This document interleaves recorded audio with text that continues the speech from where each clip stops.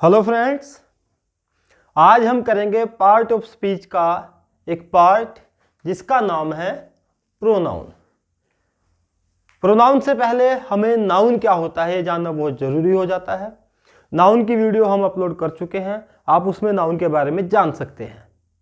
तो आइए जानते हैं कि प्रोनाउन क्या होता है। सपोज करो आपको कोई ये कहे कि राम के बारे में कुछ लाइनें बताइए।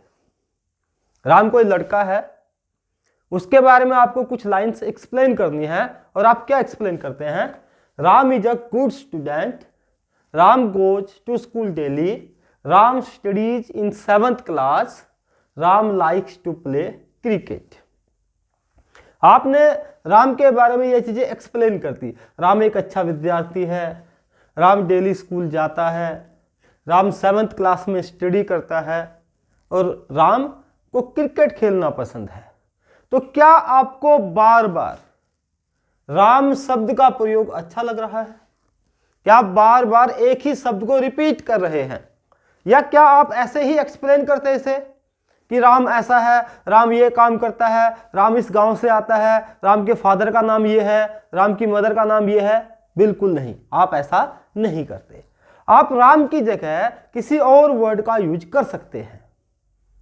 जैसे Ram is a good student, तो राम की जगह आप क्या यूज करते? आप ही का यूज करते। He goes to school daily, कि राम एक अच्छा विद्यार्थी है, he goes to school daily, he studies in 7th class, he likes to play cricket. Suppose करो यहां पर राम नहीं होता, यहां पर होता रेखा। क्या होता यहां पर? रेखा। अब क्या आप रेखा के लिए भी ही का प्रयोग करते? बिल्कुल नहीं। अगर यहां पर रेखा होता तो आप रेखा के लिए प्रयोग करते शी का। अब जहां जहां ही का प्रयोग है वहां वहां सी का प्रयोग करते। तो ही सी, अगर चिल्ड्रन होता उसके लिए आप दे का यूज करते। ही शी दे, ये क्या है? ये पर्सन है। पर्सन मतलब जो हम नाउन के लिए प्रयोग करते हैं। रेखा है, सी का प्रयोग कर लिया, इसकी जगह अगर हम प्रोनाउन का प्रयोग करेंगे, राम है, ही का प्रयोग कर लिया। चिल्ड्रन है तो चिल्ड्रन के लिए आप दे का यूज करेंगे। अगर आप अपने लिए यूज करना चाहते हैं, अपने बारे में बताना चाहते हैं, तो आप आई का यूज करेंगे। अगर आप एक ग्रुप के बारे में, आपकी पूरी क्लास है और आप बताना चाहते हैं कि हम इस क्लास में पढ़ते हैं, तो उसके लिए आप वी का यूज करेंगे। तो आई, वी, ही, शी, दे, ये क्या है? ये प्रोनाउन है। ये किसी पर्सन के लिए, पर्सन मतलब जो नाउन होता है, किसी थिंग के लिए। जैसे क्या है? ये मार्कर, मार्कर के लिए। किसी पर्सन, प्लेस और थिंग के नाम को क्या बोलते हैं? नाउन। और नाउन की जगह जो वर्ड्स प्रयोग होते हैं, जैसे ही, शी, आई, वी, दे, उनको क्या बोलते हैं? प्रोनाउन। तो प्रोनाउन क्या हुआ? A word which is used in place of a noun, जिसे हम किसके जगह प्रयोग करते हैं? नाउन की जगह प्रयोग करते हैं। हमें पता चल चुका है कि प्रोनाउन क्या होता है? A word used in place of noun, किसी नाउन की जगह यूज किए गए वर्ड को हम क्या कहते हैं? प्रोनाउन कहते हैं। तो प्रोनाउन हम यूज कैसे करते हैं? जैसे हमने राम की जगह यूज कर लिया ही, रेखा की जगह यूज कर लिया सी, तो ये ही और सी क्या है? इनको बोलते हैं पर्सन। तो प्रोनाउन के टाइप्स करने से पहले हमें यह पता होना चाहिए कि प्रोनाउन के जो पर्सन होते हैं उनके कितने टाइप हैं। How many types are there of person? तो 3 टाइप होते हैं। एक तो फर्स्ट पर्सन, एक सेकंड पर्सन और एक थर्ड पर्सन। फर्स्ट पर्सन क्या होता है? जो बात कर रहा है। मैं आपके साथ बात कर रहा हूं, it means I am first person. यदि हम 2 या 3 होते, आपके साथ बात करते, तो हम क्या होते? हम भी फर्स्ट पर्सन, जो बात कर रहा है। तो फर्स्ट पर्सन 2 ही हैं, एक आई और एक वी। इसके बाद है सेकंड पर्सन। सेकंड पर्सन जिसके साथ बात की जाए, जो सामने सुनने वाला हो। सेकंड पर्सन, इट मीन्स मैं फर्स्ट पर्सन हूं और आप मुझे सुन रहे हैं, तो आप क्या है, आप सेकंड पर्सन है, यू आर सेकंड पर्सन। तो सेकंड पर्सन क्या है, वो यू है। आई, वी और यू को छोड़ करके इनसे अलग जितने भी पर्सन हैं वो सारे के सारे हैं थर्ड पर्सन, चाहे वह ही। इनकी जिसके बारे में बात की जाए, मैं बात कर रहा हूं फर्स्ट पर्सन, आपके साथ बात कर रहा हूं यू, आप सेकंड पर्सन, जिसके बारे में बात की जाए थर्ड पर्सन, किसी अन्य के बारे में बात हो रही है। ही इज प्लेइंग, वह खेल रहा है, मैं आपको कह रहा हूं ही इज प्लेइंग, मैं फर्स्ट पर्सन हो गया, आप सेकंड हो गए। ही, जिसके बारे में बात हो रही है third person. She, they, it, ये सब क्या है, ये थर्ड पर्सन है। एनी नेम, कोई भी नाम हो, राम, श्याम, मोहन, गीता, सीता, वे भी थर्ड पर्सन है। लेकिन हम बात किसकी कर रहे हैं, प्रोनाउन की। तो राम, गीता, श्याम, मोहन, ये क्या हो गए, ये तो नाउन है। हमें तो प्रोनाउन का प्रयोग करना सीखना है कि प्रोनाउन क्या है, इसके टाइप्स कितने हैं। अब देखिए, इनकी कुछ फॉर्म्स होती हैं, इनके कुछ रूप होते हैं। जैसे आई का क्या है, आई, माय, मी और माइन। आई जब भी आप सब्जेक्ट में प्रयोग करोगे फर्स्ट पर्सन को, चाहे वो आई है चाहे वो वी है, तो उसको बोलते हैं सब्जेक्टिव केस, क्योंकि आप उसको एज ए सब्जेक्ट यूज करते हो। जैसे कहता हूं, मैं कहता हूं आई प्ले, तो आई क्या है, सब्जेक्ट है, सब्जेक्टिव केस में यूज हुआ है। वी प्ले, हम खेलते हैं, वी सब्जेक्टिव केस है। इसको नॉमिनेटिव केस भी बोलते हैं। क्या बोलते हैं, नॉमिनेटिव केस भी इसको बोला जाता है। तो किसी भी पर्सन का जो भी रूप इस शेप में मिलेगा वो सब्जेक्टिव केस होगा या नॉमिनेटिव केस होगा। ओके, उसके बाद है आई के बाद my, our, your, his, her, their, its, जैसे दे, देयर, देम, देयर्स। तो ये जो बीच वाला है, जिसको हमने पॉजेसिव केस लिखा है, this is my pen, my pen, मैं अपना अधिकार दिखा रहा हूं, मेरे पोजेशन में है ये pen, this is my pen. तो यहां जो माय है, अवर है, योर है, हिज है, हर है, देयर है, इट्स है, ये हमेशा पॉजेसिव केस में यूज होता है। और एक बात ध्यान रखने योग्य है कि इनका जब भी प्रयोग करोगे इनके बाद नाउन जरूर आएगा। जैसे इट इज माय पेन, अब पेन क्या है, नाउन है, और माई का यूज यहां पे हुआ है पॉजेसिव केस में। अब माई यहां पर प्रोनाउन है, एडजेक्टिव है, क्या है, अभी ये हमारा क्वेश्चन नहीं है। हमारा क्वेश्चन ये है कि इनका प्रयोग कैसे करेंगे। ये पर्सन है, इनका प्रयोग जहां पर भी होगा तो ये कौन सा प्रोनाउन कहलाएंगे। तो जो पॉजेसिव केस है इसका प्रयोग हमेशा नाउन से पहले होगा। It is your pen, it is his pen, it is her pen, these are their books, books आ गया देयर के बाद, तो क्या है, नाउन। तो नाउन से पहले इनका प्रयोग होगा। पॉजेसिव केस एक तो ये है, इनको जेनिटिव केस भी बोलते हैं। क्या बोलते हैं इनको हम, पॉजेसिव केस को, इनको हम जेनिटिव केस भी बोलते हैं, जेनिटिव केस। तो एक पॉजेसिव, एक जेनिटिव, जेनिटिव केस भी बोला जाता है। और पोजेशन के लिए हम mine, ours, yours, his, hers, theirs, इनका प्रयोग भी करते हैं। इसका प्रयोग भी करते हैं पॉजेसिव के लिए, और इनका प्रयोग भी करते हैं। किस किस परिस्थिति में इनका प्रयोग होता है ये हम बाद में आगे वीडियो में देखेंगे। इसके बाद है ऑब्जेक्टिव केस, यानी कि I, my, me, we, our, us, you, your, you, he, his, him, she, her, her, they, their, them, और इट, इट्स, इट। और ये इसके वैकल्पिक प्रयोग हैं जो मैंने आपको बताया कि पॉजेसिव या जेनिटिव केस में ही इनका प्रयोग होगा। अब ये है ऑब्जेक्टिव, इनका प्रयोग हमेशा ऑब्जेक्ट में ही होता है, यानी कि जब भी ऑब्जेक्ट में होगा, दे बीट अस, मैंने एक लिख दिया सेंटेंस, दे बीट अस। अब अस क्या है, ऑब्जेक्ट में प्रयोग हुआ है, इसलिए ऑब्जेक्टिव केस। दे क्या है, ये देखिए सब्जेक्ट, सब्जेक्टिव केस। तो इस प्रकार से आपने देखा कि पर्सन तीन टाइप्स के होते हैं, first person, second person, third person. First person, second और थर्ड तीनों के अलग अलग रूप होते हैं। कुछ का प्रयोग सब्जेक्टिव केस में होता है, कुछ का पॉजेसिव केस में, और कुछ का ऑब्जेक्टिव केस में। तो आइए जानते हैं अब हम कि प्रोनाउन के टाइप्स क्या हैं। एक बात और बता दूं कि प्रोनाउन का प्रयोग क्यों होता है, बार बार नाउन के रिपीट होने से बचने के लिए। बार बार हमने देखा, जो आपको पैराग्राफ दिखाया था उसमें राम राम राम का बार बार प्रयोग हो रहा था, नाउन का प्रयोग हो रहा था बार बार, तो नाउन के रिपीट होने से बचने के लिए हम प्रोनाउन का प्रयोग करते हैं। अब आइए जानते हैं कि प्रोनाउन के टाइप्स कितने हैं।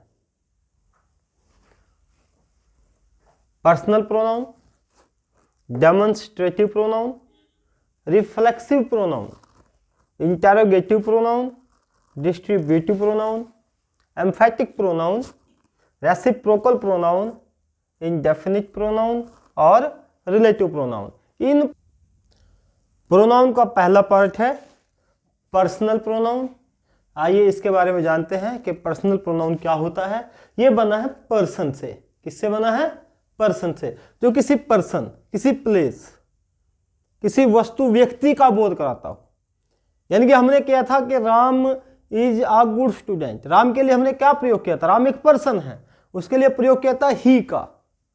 तो पर्सनल प्रोनाउन जो किसी पुरुष का बोध कराते हो, किसी पर्सन का बोध कराते हो, उसे पर्सनल प्रोनाउन कहते हैं। ये वस्तु के बारे में बोध करा सकते हैं, किसी मतलब कि नाउन की जगह प्रयोग होते हैं, और किसी पर्सन का बोध कराएं तो उसे पर्सनल प्रोनाउन कहते हैं। कैसे इनका प्रयोग कर सकते हैं? देखिए, I cook rice, you play football.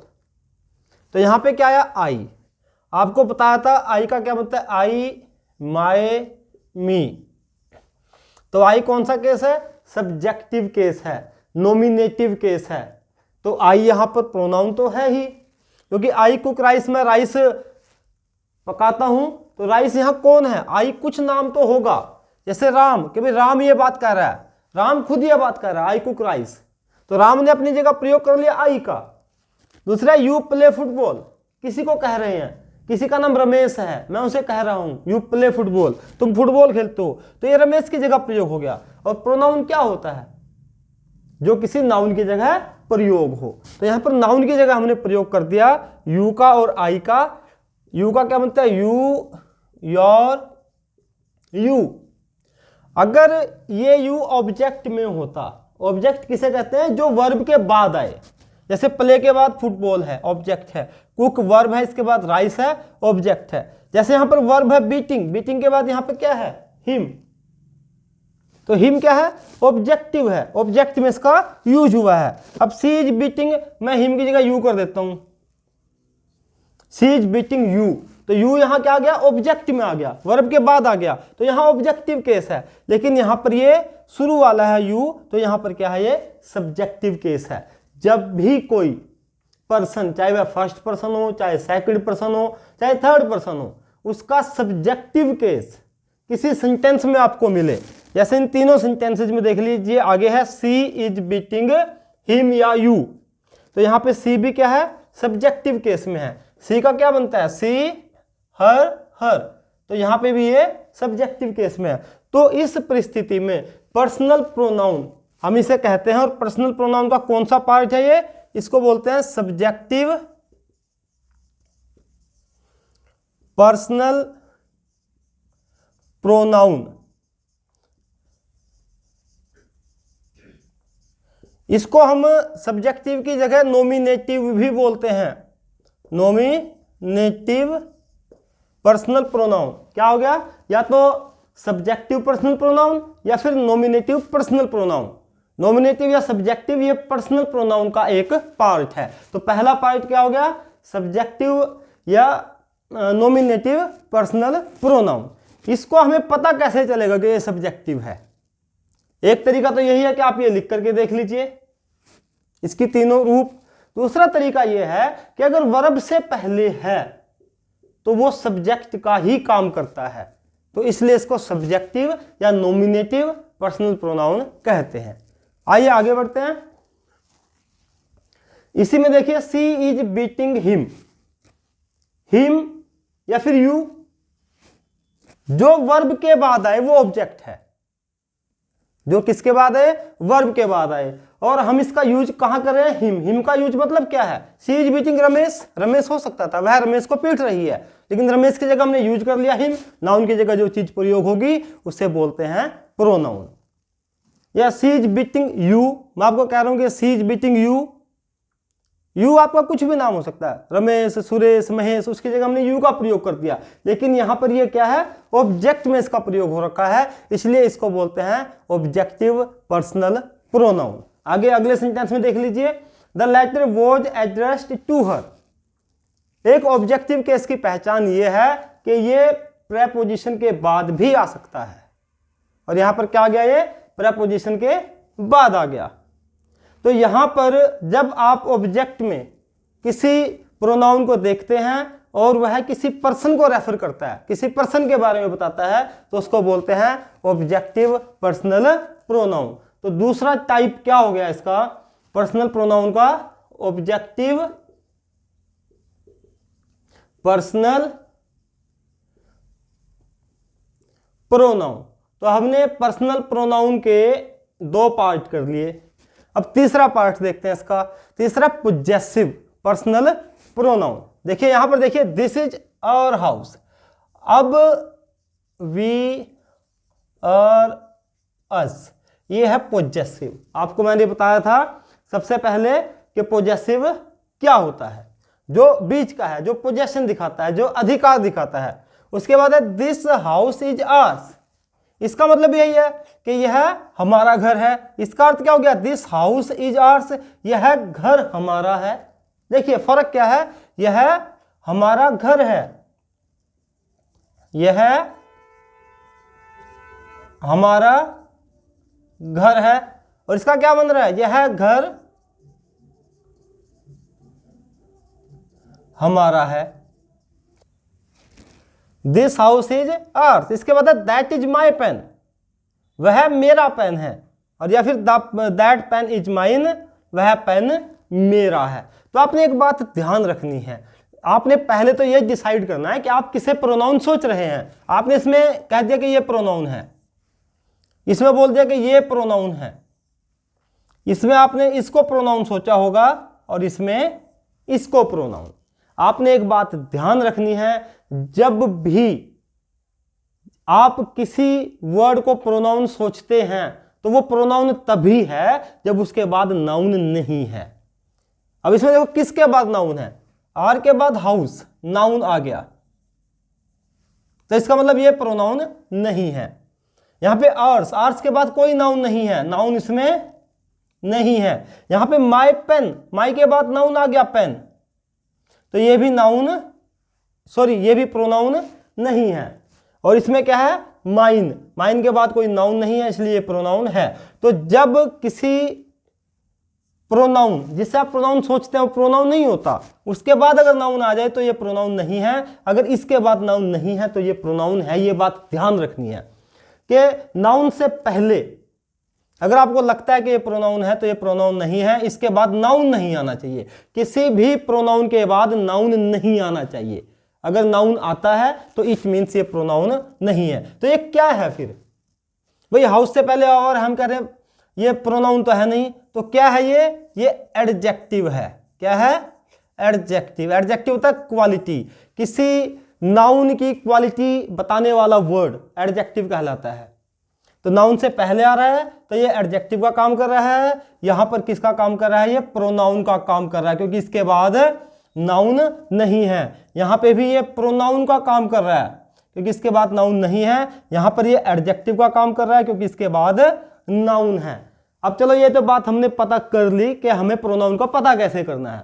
अब ये कौन सा प्रोनाउन है, प्रोनाउन तो ये पर्सनल प्रोनाउन है, क्योंकि पर्सन के बारे में बता रहा है कि हमारा घर है, हम कौन है, पर्सन है। दैट पेन इज माइन, ये मेरा पेन है। किसका पेन है, मेरा पेन है, तो मेरे से संबंध रखता है, तो इसलिए है पोजेसिव, अधिकार की बात है। जब हमने आपको पर्सन बताए थे, first person, second person, third person, उस टाइम आपने देखा था, तो यहां पर माइन और आर्स कौन सा प्रोनाउन हो गया, पोजेसिव पर्सनल प्रोनाउन। कौन सा, पोजेसिव पर्सनल प्रोनाउन। अब हमने 3 प्रोनाउन कर लिए, किसके, पर्सनल प्रोनाउन हम पहला प्रोनाउन कर रहे हैं, उसके आगे 3 टाइप्स हमने कर लिए। एक तो कर लिया हमने नॉमिनेटिव या सब्जेक्टिव पर्सनल प्रोनाउन, एक कर लिया ऑब्जेक्टिव पर्सनल प्रोनाउन क्योंकि ये पर्सन के बारे में बताता है, और एक कर लिया हमने पोजेसिव पर्सनल प्रोनाउन। अब एक बात और है, यहां पर तो ये सिंगल प्रोनाउन आ रखे हैं, कई बार एक से ज्यादा प्रोनाउन भी एक साथ आ जाते हैं, तीनों ही पर्सन आ जाते हैं। जैसे you, he and I. You कौन सा पर्सन है? सेकंड। ही कौन सा है? थर्ड। आई कौन सा है?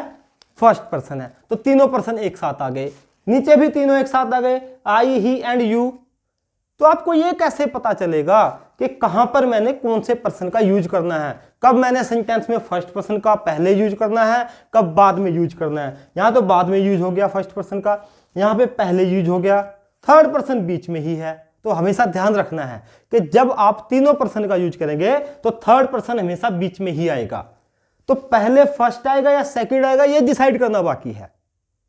तो सोचिए, जब आप कोई अच्छा काम करते हैं, जब आप कोई अच्छा काम करते हैं और जिन लोगों ने अच्छा काम किया है वो आपके साथ खड़े हैं, तो आप क्या कहोगे? पहले उनका नाम ही लोगे कि आपने भाई, फिर कोई तीसरा व्यक्ति होगा उसके बारे में कि उसने, और फिर मैंने। अपना नाम आप सबसे लास्ट में लोगे, क्योंकि अच्छे काम में क्या होता है, दूसरे लोगों का ये होता है कि हमारा नाम सबसे पहले आना चाहिए। तो जब भी आप किसी अच्छे काम की बात करोगे, किसी पॉजिटिव चीज की बात करोगे, किसी पॉजिटिविटी की, अच्छी सोच की बात करोगे, तो आप सबसे पहले सेकंड पर्सन, क्योंकि उसके साथ आप बात कर रहे हो, वो आपके साथ है, उसके बाद थर्ड पर्सन और फिर अपना नाम लोगे। तो वो देखो, you, he and I R friends. भाई तुम, वह और मैं मित्र हैं, एक अच्छी पॉजिटिव चीज है, कोई नेगेटिविटी नहीं है। लेकिन जब आप कोई गलत काम करते हो और गलत काम में आप दूसरों को कहोगे कि तुमने, उसने और मैंने ये गलत काम कर दिया है, तो उसको गुस्सा आएगा कि अपना नाम तो ले नहीं रहा है, अपना नाम तो सबसे बाद में ले रहा है। तो जब भी आप कोई गलत नेगेटिव चीज की बात करते हो तो सबसे पहले आपने अपना नाम लेना कि भाई मैंने, उसने और तुमने did very wrong to him, भाई उसके साथ बड़ा गलत कर दिया। मैंने, उसने और तुमने किसी के साथ क्या कर दिया? बहुत ही गलत काम कर दिया। तो जब आप नेगेटिव चीज की बात करते हो सबसे पहले आप अपना नाम लोगे और लास्ट में सेकंड पर्सन का।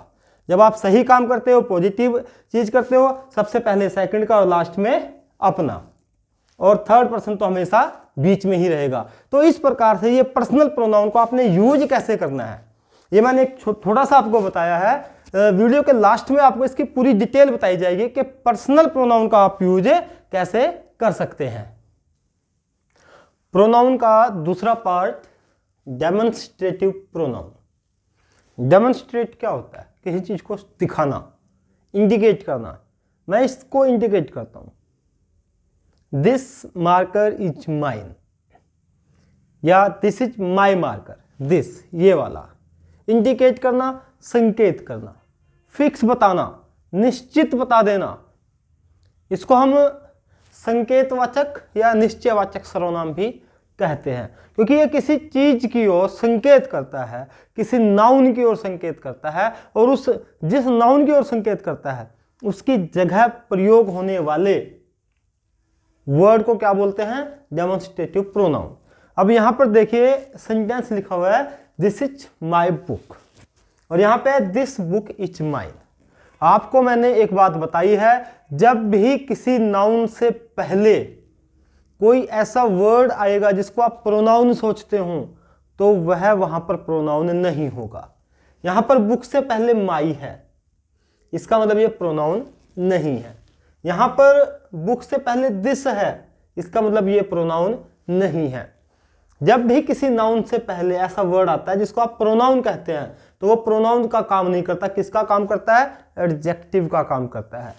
तो यहां पर ये डेमोन्स्ट्रेटिव प्रोनाउन ना हो करके डेमोन्स्ट्रेटिव एडजेक्टिव है। यहां पर भी डेमोन्स्ट्रेटिव प्रोनाउन ना हो करके डेमोन्स्ट्रेटिव एडजेक्टिव का काम कर रहा है। तो फिर डेमोन्स्ट्रेटिव प्रोनाउन क्या है?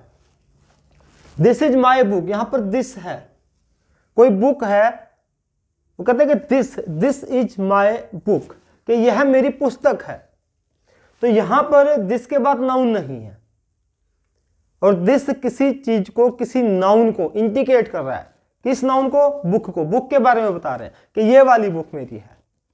तो यहां पर दिस क्या है? Demonstrative pronoun. एक बात और, दिस सिंगुलर नाउन के लिए प्रयोग होता है, सिंगुलर एक वचन के लिए। जैसे मैं बोलता हूं दिस इज माई मार्कर, यह मेरा मार्कर है, तो एक है मार्कर, एक मार्कर की बात हो रही है। तो जब हम एक के लिए और नजदीक के लिए, यानी कि समीप की चीजों के लिए, जो चीजें हमारी बहुत पास हैं उनके लिए, जैसे ये बोर्ड जो है मेरे बहुत पास है, मैं क्या बोलता हूं कि दिस इज माई बोर्ड, ये तो नजदीक के लिए और एक के लिए हम किसका प्रयोग करेंगे, दिस का प्रयोग करेंगे। तो यहां पर तो ये दिस डेमोन्स्ट्रेटिव एडजेक्टिव है, और अगर हम इसमें प्रोनाउन की बात करें तो प्रोनाउन क्या है, mine. This book is mine, ये मेरी बुक है, और माइन कौन सा प्रोनाउन हो गया, पर्सनल पोजेसिव प्रोनाउन, जो हमने अभी किया है। इसके बाद ये दो सेंटेंस इस वजह से लिखे हुए हैं ताकि आपको इनको कैटेगरी बनाने में इनकी कोई प्रॉब्लम ना आए, इनमें कंपैरिजन करने में दिक्कत ना आए। आगे देखिए, दीज आर माई बुक्स, कोई बुक्स रखी हैं, बोले these are my books. These का प्रयोग ज्यादा के लिए और नजदीक की चीजों के लिए किया जाएगा, कि नजदीक में बुक्स हैं, उनको बोल दिया दीज आर माई बुक्स। तो दीज भी क्या हो गया यहां पर, डेमोन्स्ट्रेटिव प्रोनाउन हो गया। माई तो हो नहीं सकता, इसके बाद नाउन आ गया। अगर बाद में नाउन, तुरंत बाद नाउन आ जाए तो वो फिर प्रोनाउन नहीं होता, उसको क्या बोलते हैं, डेमोन्स्ट्रेटिव एडजेक्टिव। इस सेंटेंस में माई जो है वो डेमोन्स्ट्रेटिव एडजेक्टिव का काम कर रहा है। तो यहां पर माई और यहां पर भी माई वो बुक से पहले यूज हुए हैं, इसलिए यहां पर प्रोनाउन ना होकर के क्या कर रहे हैं, एडजेक्टिव का काम कर रहे हैं। और एडजेक्टिव कौन से हैं, डेमोन्स्ट्रेटिव एडजेक्टिव में आपको गलत बता गया, यह है पोजेसिव एडजेक्टिव। कौन से, पोजेसिव, क्योंकि ये चीज को क्या कर रहे हैं, पोजेस कर रहे हैं, कि भाई मेरे पास ये चीज है, ये है पोजेसिव एडजेक्टिव माय। और यहां पे अगर हम बात करें दिस बुक, क्योंकि दिस डेमोन्स्ट्रेट करता है, ये है डेमोन्स्ट्रेटिव एडजेक्टिव। ये क्या है, डेमोन्स्ट्रेटिव एडजेक्टिव। सिंपल सी बात है, अगर कोई पॉजेसिव प्रोनाउन है लेकिन वो नाउन से पहले आ जाता है तो पॉजेसिव एडजेक्टिव हो गया। अगर कोई डेमोन्स्ट्रेटिव प्रोनाउन है और नाउन से पहले आ गया तो फिर क्या हो गया, डेमोन्स्ट्रेटिव एडजेक्टिव हो गया। तो ये दिस डेमोन्स्ट्रेटिव एडजेक्टिव है, ये माय, और माय जो है पॉजेसिव एडजेक्टिव है। ओके, अब आगे चलते हैं। That is my pen, that दूर की चीज के लिए और एक चीज के लिए, सिंगल के लिए, एक चीज के लिए और दूर की चीज के लिए किसका प्रयोग करोगे आप, दैट का। दैट इज माय पेन, तो दैट क्या हो गया, डेमोन्स्ट्रेटिव प्रोनाउन हो गया। अगर यहां पर माई की बात करें, क्योंकि इसके बाद नाउन आ गया है, तो माई क्या हो गया, पॉजेसिव एडजेक्टिव हो गया, क्योंकि इसके बाद क्या है, नाउन है। इसी प्रकार से यहां देखिए आप, दीज बुक्स आर योर्स, तो दीज बुक्स से पहले आ गया, इसलिए क्या हो गया, दीज डेमोन्स्ट्रेटिव एडजेक्टिव का काम कर रहा है। किसका, डेमोन्स्ट्रेटिव एडजेक्टिव का। अगर हम यहां पर देखें, दैट पेन इज माइन, तो पेन की बात है और दैट क्या है, वो डेमोन्स्ट्रेटिव एडजेक्टिव का काम कर रहा है, क्योंकि इसके बाद पेन आ गया है, इसके बाद नाउन आ गया है। अगर हम यहां पर माइन की बात करें तो ये पॉजेसिव एडजेक्टिव है, क्योंकि हमने पर्सनल जो प्रोनाउन किया है उसका एक पार्ट किया था पॉजेसिव प्रोनाउन, तो यहां पर क्या है, पॉजेसिव प्रोनाउन है। योर्स क्या है, पॉजेसिव प्रोनाउन है। इसके बाद देखिए दोज, दोज क्या है, दूर की चीजों के लिए प्रयोग किया जाता है और ज्यादा चीजों के लिए। दोज आर माई पेन्स, अब दोज क्या हो गया यहां पर, डेमोन्स्ट्रेटिव प्रोनाउन। अगर यहां मैं माई की बात करूं तो माई फिर नाउन से पहले आ गया है, और माई क्योंकि पोजेशन को शो करता है, ये हो गया पॉजेसिव एडजेक्टिव। अब यहां पर दोज डेमोन्स्ट्रेटिव प्रोनाउन नहीं हो सकता, क्योंकि इसके बाद क्या आ गया, नाउन, तो यहां पर क्या हो जाएगा, ये डेमोन्स्ट्रेटिव एडजेक्टिव का काम करेगा। सिंपल सी बात है, जो प्रोनाउन, जैसे आपको मैं यहां लिख देता हूं, दिस, दैट,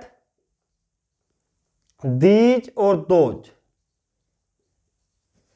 ये सारे डेमोन्स्ट्रेटिव प्रोनाउन का काम करते हैं। लेकिन अगर इनके बाद मैं लिख देता हूं दिस पेन, तो इसके बाद आ गया नाउन, तो ये किसका काम करेगा, डेमोन्स्ट्रेटिव एडजेक्टिव का काम करेगा। इनके बाद नाउन आ जाता है, यही वर्ड्स डेमोन्स्ट्रेटिव एडजेक्टिव का काम करेंगे। इनके बाद नाउन नहीं आता, ये देखिए इनके बाद नाउन नहीं है, तो ये क्या, डेमोन्स्ट्रेटिव प्रोनाउन का काम करेंगे। और डेमोन्स्ट्रेटिव एडजेक्टिव की मैंने एग्जांपल्स आपको दे दिया, दिस, दीज, दैट, दोज के बाद नाउन आ रहे हैं, तो ये डेमोन्स्ट्रेटिव एडजेक्टिव का काम कर रहे हैं। इन्हीं सेंटेंसेज में हमने देख लिया माई माई माई आ गया, लेकिन इसके बाद नाउन आ गया, और माई जो है वो बीच का है, जैसे आई माई मी, तो ये माई क्या है, बीच वाला, पोजेसिव है, तो ये पोजेसिव एडजेक्टिव का काम कर रहा है। और अगर यही पोजेशन वाला अलग से आ गया तो वो पोजेसिव प्रोनाउन का काम कर रहा है। आई होप कि आपको डेमोन्स्ट्रेटिव प्रोनाउन बड़े अच्छे से समझ में आ गया होगा। आइए अब हम करते हैं डिस्ट्रीब्यूटिव प्रोनाउन। डिस्ट्रीब्यूटिव प्रोनाउन का मतलब क्या होता है? एग्जाम्पल के तौर पर आप मानिए एक कक्षा में 10 स्टूडेंट्स हैं और हर एक को अलग अलग काम बांट दिया गया, इनके प्रत्येक को काम दिया गया, प्रत्येक को अलग अलग काम डिस्ट्रीब्यूट कर दिया गया। तो जब कोई नाउन किसी सिंगल पर्सन को, थिंग को बताता है, उसके बारे में इंडिकेट करता है, तो उसे बोलते हैं डिस्ट्रीब्यूटिव प्रोनाउन, यानी कि दो में से कोई एक, ज्यादा में से कोई एक। अब यहां पर एग्जांपल देखिए, each of the students gets prize every year, कि जो स्टूडेंट्स हैं उनमें से प्रत्येक, प्रत्येक मतलब एक एक बच्चा, एक की बात हो रही है कि जितने भी स्टूडेंट्स हैं उनमें से प्रत्येक गेट्स प्राइज एवरी ईयर, हर साल उसको प्राइज मिलता है। तो यहां पर जो ईच है वो डिस्ट्रीब्यूटिव प्रोनाउन है, क्योंकि वो स्टूडेंट्स में से एक की बात कर रहा है कि जितने भी स्टूडेंट्स हैं उसमें से प्रत्येक को हर साल क्या मिलता है, प्राइज मिलता है। एक बात सोचने की ओर है कि जहां पर ईच आ जाएगा उसका मतलब प्रत्येक, मतलब एक, तो आपने यहां पर नहीं जाना है, यहां पर प्लूरल है, स्टूडेंट्स है। इसके बाद वर्ब आप सोच रहे होंगे कि यहां पर गेट आनी चाहिए, फर्स्ट फॉर्म आनी चाहिए बिना एस या ई एस के, लेकिन जब बात प्रत्येक की होती है तो ईच के साथ यहां चाहे प्लूरल भी हो, और यहां पर प्लूरल ही होगा क्योंकि ज्यादा में से एक की बात की जाती है, तो यहां हमेशा वर्ब की फर्स्ट फॉर्म ही आएगी और एस या ई एस आएगा। अगर सेकंड आ रही है तो सेकंड फॉर्म तो किसी के साथ भी आ सकती है, each of the students got prize every year, लेकिन यहां पर फर्स्ट फॉर्म का प्रयोग केवल इसीलिए किया है आपको समझाने के लिए कि आपने ये बात ध्यान रखनी है कि ईच ऑफ द स्टूडेंट्स ये यहां पर सिंगुलर है। सिंगुलर मतलब एक है, और सिंगुलर के साथ सिंगल वर्ब आती है, प्लूरल के साथ प्लूरल आती है। जैसे द चाइल्ड सिंगुलर है, प्लेज सिंगुलर वर्ब। अगर मैं करता हूं चिल्ड्रन तो प्लूरल है, प्लूरल के साथ प्लूरल वर्ब। तो यहां पर सिंगुलर है तो सिंगुलर वर्ब, सेकंड फॉर्म आएगी, सबके साथ आ सकती है, चाहे सिंगुलर हो चाहे प्लूरल हो। तो यहां पर ईच जो है वो डिस्ट्रीब्यूटिव प्रोनाउन है। उसके बाद है ईच स्टूडेंट गोट प्राइज, हर बच्चे को प्राइज मिला।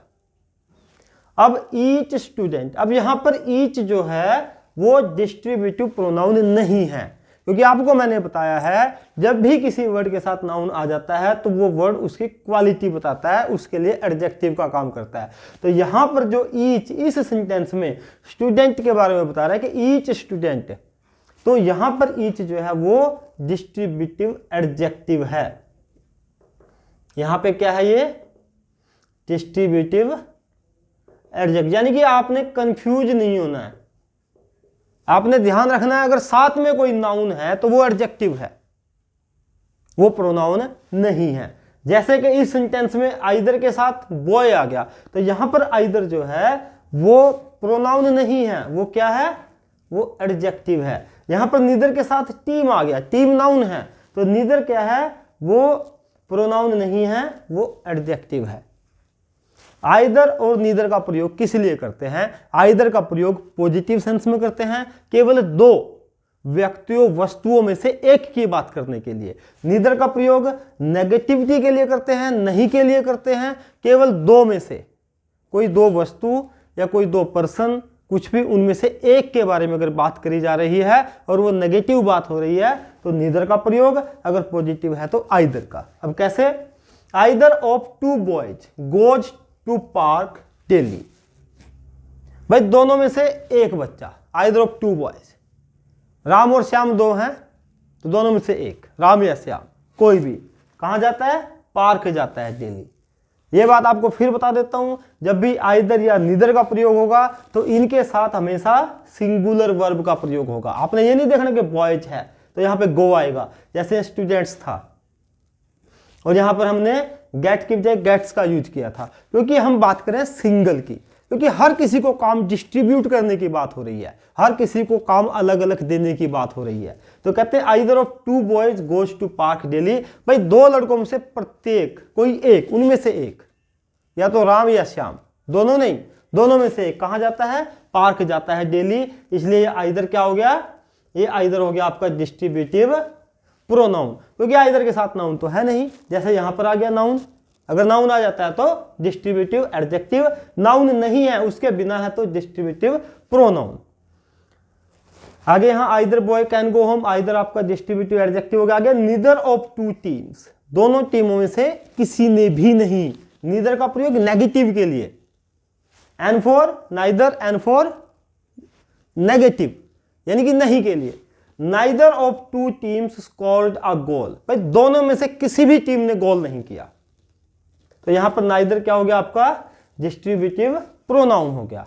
और आगे neither team scored a goal, भाई किसी भी टीम ने गोल नहीं किया। अब यहां नाइदर के साथ क्या आ गया नाउन, और नाउन होने की वजह से क्या हो गया डिस्ट्रीब्यूटिव एडजेक्टिव। तो अगर आपको कहीं पर आइदर, नाइदर, ईच ये आपको मिल जाए तो इसका मतलब क्या है, वो डिस्ट्रीब्यूटिव प्रोनाउन होता है, बशर्ते उनके बाद कोई नाउन ना आए। अगर इनके बाद नाउन आ जाता है तो वो डिस्ट्रीब्यूटिव एडजेक्टिव बन जाते हैं। आइए करते हैं दूसरा अगला प्रोनाउन, आइए करते हैं नेक्स्ट प्रोनाउन जिसका नाम है रेसिप्रोकल प्रोनाउन। आप मैथमेटिक्स में अक्सर करते होंगे कि 2/3 का रेसिप्रोकल क्या होगा, तो क्या बनेगा 3/2, उल्टा कर देना। तो रेसिप्रोकल का मतलब इनका आपस में क्या संबंध है, ऐसा प्रोनाउन जो पारस्परिक संबंध को दिखाता है, जिसको संबंधवाचक सर्वनाम भी हम इसमें कह सकते हैं कि एक दूसरे के परस्पर संबंध को दिखाता है। रिलेटिव प्रोनाउन तो अलग से होगा, लेकिन ये केवल दो के बीच में या दो से ज्यादा के बीच में आपस में जो रिलेशन शो करता है उसको बोलते हैं रेसिप्रोकल प्रोनाउन। और ये दो ही हैं, एक तो है ईच अदर और एक है वन अनदर। केवल दो ही हमारे पास रेसिप्रोकल प्रोनाउन है। इनमें डिफरेंस ये है कि जब बात दो की हो तो आप ईच अदर का प्रयोग करेंगे, और जब बात दो से ज्यादा की हो तो आप वन अनदर का प्रयोग करेंगे। एग्जाम्पल से देख लीजिए, Anita and Sunita helped each other, क्योंकि यहां दो की बात है, अनीता और सुनीता की बात हो रही है, केवल दो की बात हो रही है, तो आप ईच अदर का प्रयोग करोगे कि अनीता और सुनीता ने एक दूसरे की मदद की, आपस में एक दूसरे की मदद की। पारस्परिक मैंने कहा है आपस में जो इनको रिलेशन शो करे। उसके बाद अब Mohan and Sohan quarrelled with each other, Mohan और सोहन यानी कि दो ही हैं, दो के बीच के झगड़े की बात है, तो वो आपस में झगड़े, इसका मतलब क्या ईच अदर। इसमें क्या प्रयोग होगा ईच अदर। तो एक तो ईच अदर रेसिप्रोकल प्रोनाउन हो गया दोनों सेंटेंसेस में। आगे 6 shops phase one another, 6 shop हैं, 6 दुकानें आपस में एक दूसरे के सामने उनके फेस हैं, यानी कि एक दूसरे के सामने उनके फेस आते हैं, इसलिए यूज हुआ वन अनदर, यानी कि दो से ज्यादा की बात हो रही है, 2 शॉप्स की बात नहीं हो रही है, 6 शॉप्स की बात हो रही है। आगे the boys quarrelled with one another, अब बॉयज की बात है, बॉयज दिया तो है नहीं कि 2 हैं कि ज्यादा हैं, तो इसका मतलब ज्यादा हैं। अगर 2 हैं तो नाम से हम उनको मॉडिफाई कर सकते हैं, जैसे अनीता एंड सुनीता, मोहन एंड सोहन। लेकिन अगर जब आप बात कर रहे हैं और 2 ही बच्चे हैं, 2 ही बॉयज हैं, तब तो आपको पता है कि 2 ही हैं, तो आप क्या यूज करेंगे the boys quarrelled with each other, क्योंकि आप उनको देख रहे हैं कि वो 2 हैं, लेकिन आपको नहीं पता है, तो इसका मतलब क्या है वो 2 से ज्यादा हो सकते हैं। The boys quarrelled with one another, जब 2 से ज्यादा की बात हो वन अनदर, जब केवल 2 की बात हो each other.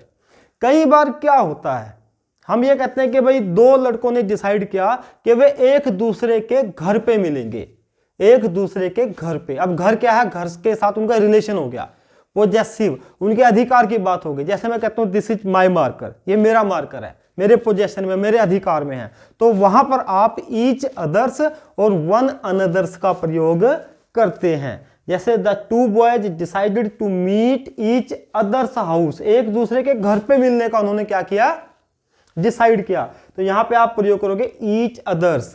The children decided to meet one anothers, फिर यहाँ पे किसका प्रयोग, अनदर्स, वन अनदर्स हाउस, एक दूसरे के घर पे, कि जो बच्चे हैं उन्होंने एक दूसरे के घर पे मिलने का डिसाइड किया। इस प्रकार से आपने देखा कि रेसिप्रोकल प्रोनाउन केवल दो ही हैं, एक ईच अदर और दूसरा वन अनदर। अब बात करते हैं रिफ्लेक्सिव प्रोनाउन की। अब रिफ्लेक्सिव प्रोनाउन क्या होता है, रिफ्लेक्शन पढ़ना, परछाई पढ़ना, प्रभाव पढ़ना। मेरी परछाई यहां पर पड़ रही है तो मेरा रिफ्लेक्शन है, इसका मतलब है कि इसका जो प्रभाव है वो मुझ पर ही पड़ेगा। तो पहले तो रिफ्लेक्सिव प्रोनाउन बनाते कैसे हैं ये देखिए। जब भी आपके पास कोई प्रोनाउन है आपने उसके साथ या तो आपने सेल्फ जोड़ना है उसमें, SELF, अगर आप सिंगुलर के लिए बना रहे हैं एक के लिए। अगर आप प्लूरल के लिए बना रहे हैं तो आप क्या कर सकते हैं, SELVES, सेल्फ्स, उसके साथ आपने सेल्फ्स जोड़ना है। जब सब्जेक्ट सिंगुलर हो तो सेल्फ आएगा, जब सब्जेक्ट प्लूरल हो तो सेल्फ्स आएगा। अब कैसे, ये यहां देखिए, ही किल्ड हिमसेल्फ, ही क्या सिंगुलर है तो इसके लिए क्या आया, हिमसेल्फ, उसने अपने आप को मार दिया। यानी कि जो रिफ्लेक्सिव प्रोनाउन है उसका प्रभाव सब्जेक्ट पर ही पड़ता है, ही किल्ड हिमसेल्फ। इसकी दूसरी पहचान क्या है, इसकी दूसरी पहचान यह है कि हमेशा या तो वर्ब के बाद आएगा, आफ्टर द वर्ब, वर्ब के बाद आएगा, या प्रेपोजिशन के बाद आएगा। प्रेपोजिशन जैसे I want nothing for my self, या फिर ये प्रेपोजिशन के बाद आएगा। पहले तो आपने क्या पहचान करनी है कि रिफ्लेक्सिव प्रोनाउन तभी होगा जब सेल्फ या सेल्फ्स ये उसके साथ जुड़ा होगा प्रोनाउन के, और दूसरा ये हमेशा वर्ब के बाद ही आता है, वर्ब के ऑब्जेक्ट के रूप में ही काम करता है, या फिर प्रेपोजिशन के ऑब्जेक्ट में आएगा। ये इसकी पहचान है, सब्जेक्ट के साथ नहीं आएगा। अगर सब्जेक्ट के साथ आएगा तो फिर वो बन जाएगा एम्फेटिक प्रोनाउन, जो हम इसके बाद नेक्स्ट करेंगे। तो आपने क्या देखा कि ही किल्ड हिमसेल्फ कौन सा हो गया, reflexive pronoun. The horse hurt itself, horse ने अपने आप को क्या कर लिया, हर्ट कर लिया, यानी कि हर्ट करने का प्रभाव हॉर्स के ऊपर ही पड़ा है। The horse hurt itself, it के साथ क्या लगा दिया, सेल्फ, क्योंकि यहां पे सिंगुलर है, सिंगुलर होगा सेल्फ, प्लूरल होगा सेल्फ्स। दे पेंटेड देमसेल्व्स, उन्होंने अपना आप ही पेंट किया। तो यहां पर दे प्लूरल है इसलिए देम के साथ क्या आया, SELVES। ये क्या हो गया, ये जहां पे सेल्फ या सेल्फ्स लगा हुआ है और वो वर्ब के बाद है या प्रेपोजिशन के बाद है तो वो सारे के सारे क्या हैं, रिफ्लेक्सिव प्रोनाउन है। आई कुक्ड माई सेल्फ, आई माई मी, और ये किसके साथ लगते हैं, जो बीच वाला हो, जैसे आई माई मी, जो पोजेसिव केस हो पर्सन का। जैसे यहां पर दे के साथ आगे देम सेल्व्स लगा है तो क्या बनता है, दे, देयर, देम।